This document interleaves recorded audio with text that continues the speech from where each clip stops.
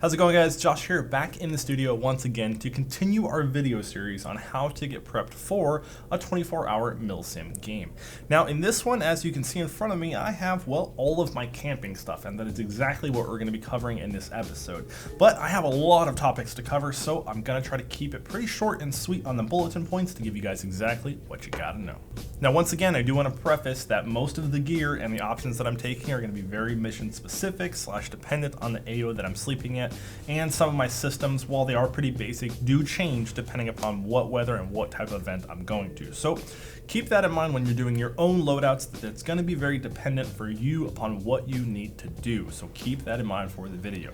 Now, really quick, when it comes to camping at MilSim games, there's usually two schools of thought. The first is, I'm just going to go to a MilSim game where it's going to be like a 2-day event, Saturday and Sunday. We play on Saturday, and then the game's over. We all go back to our cars, set up our tents, get a little fire going, eat some food, and crash out, wake up, and go back to the field and continue playing the next day. If you're doing that kind of a MilSim game and you're watching this camping video, hey, guess what? You don't have too much to worry about because you can pack all this crap into your car, a tent, whatever you want to bring, cooler, you can bring all of it. Just have a great time camping with your friends at this MilSim game. But if you were like me and you're in the latter group of the people that are going to these MilSim games where you're camping on the field during the game where somebody can sneak up on you in your sleeping bag and shoot you and kill you, you might have to take a couple of things into consideration with what you're bringing. So we're definitely going to be doing the latter. We're going to be on the field camping the entire time. So that's what we're taking into consideration for this video. Whew. Okay, so now that we've got all that defined, let's talk about the planning phase of what we need to bring with us. So we know that we're going to be on the field camping. Now, the second thing is, how long are we going to be on the field camping? We all know this is going to be a 24-hour game, but there are 48-hour and 72-hour games where your kit will definitely expand the longer you are on the field. For this one, thankfully, it's only going to be 24 hours, so that's what we're planning for. The second part of this is kind of planning for the environment you're going to be camping in. At some MilSim games, you have the opportunity to camp inside of buildings, set up fobs, and that is a great way to do it because you have protection from the elements. But unfortunately for this op, we're going to be camping in the woods, so we have to keep that in mind. So that means we're going to be camping outdoors with little to no protection, so we're going to bring a couple of extra systems to help with that. The third thing I'm going to take into consideration is what kind of weather am I looking at?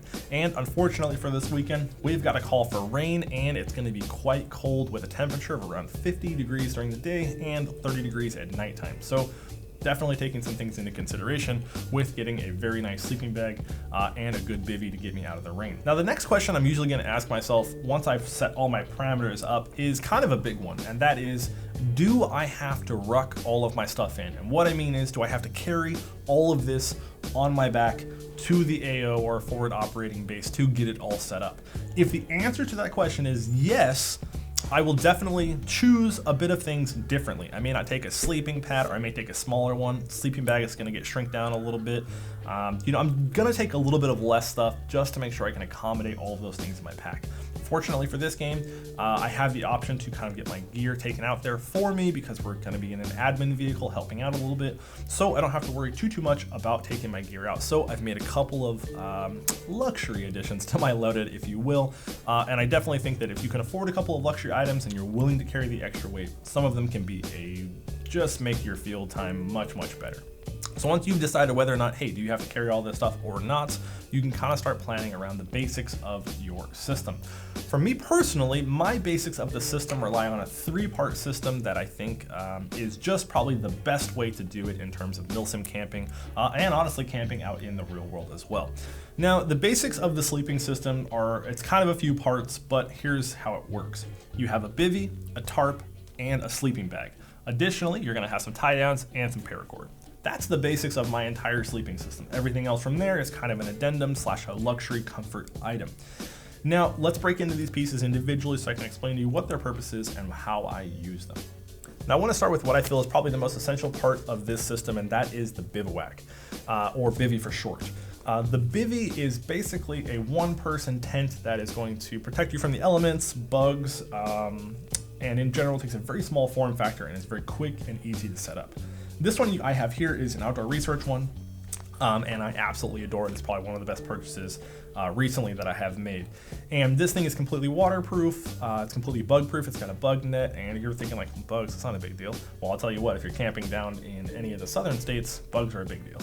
And so having a bug net and having just complete waterproof as well as windproof, element proof, the bivy is just one of those purchases that I cannot recommend enough. And for MilSim camping, it's, in my opinion, the best option you're going to have. It's a small form factor, so that means you can fit 4 or 5 of these things into a small room somewhere for all of you guys to crash out, rather than have like 1 or 2 tents that kind of are just awkwardly taking up space. It's very small and portable. As you can see, this is it. Throw this into your ruck and you're pretty much good to go. And overall, I just think a bivy is a great system to have. Now the next part of the system is pretty simplistic, and that is your good old sleeping bag. Now this weekend it's going to get around 30 degrees, so I have a 20-degree bag here that should be more than enough for me. And I know you guys are probably saying, Josh, that bag is humongous, and you are totally right. This thing is way oversized, and it is probably one of my more favorite camping purchases because of how comfortable it is. But if I was going to a longer MilSim game, I probably wouldn't take this one. I would take something with a much smaller form factor so I can get it into about this size, so I can throw it into my pack and not have to carry something as big and bulky as this. But last year I got really cold, and so I just want to kind of overcompensate this year and be really, really comfortable. Sometimes when it comes to camping and bringing out gear, not everything is a justifiable reason. Sometimes you just bring something and you just ruck the extra weight because, hey, it makes you feel good and you're going to enjoy it, and it's going to make you feel better in the morning when you wake up to go out there and sling some more BBs. So a sleeping bag is definitely a must. Check your weather degrees and check for a sleeping bag that's going to give you a decent temperature rating. You don't want to get a bag that is like super cold weather bag and then go out camping in the heat, because you're just going to be miserable. So keep that in mind. I will make one addendum. If you're going to be rocking a sleeping bag, a sleeping pad is not a bad option. I got this one a long time ago. It is way too big and bulky. I would love to get something much smaller than this. But for the most part, a sleeping pad's definitely going to save you from those little rocks and stuff on the ground. Just make your camping situation a little better. So our sleeping pad is highly recommended. Now next up on the list is going to be my Tarp Systems, and I feel like the Tarp Systems are something that can be so massively beneficial to so many people if they just knew how to use them a little bit better.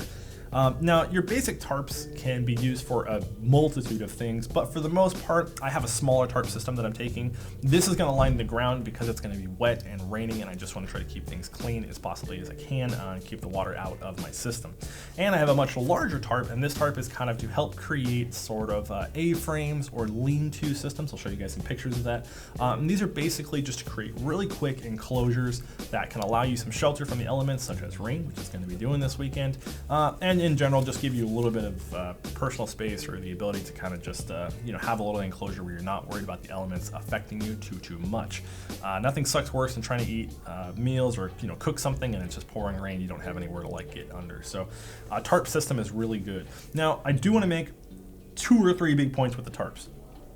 Do not buy cheap tarps. Look for heavy duty tarps.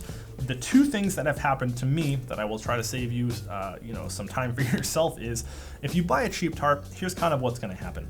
1, the tarp is going to get whipped by the wind, and it's going to it literally just falls apart. It frays, and you're going to wake up soaking wet. So that's definitely not something you want.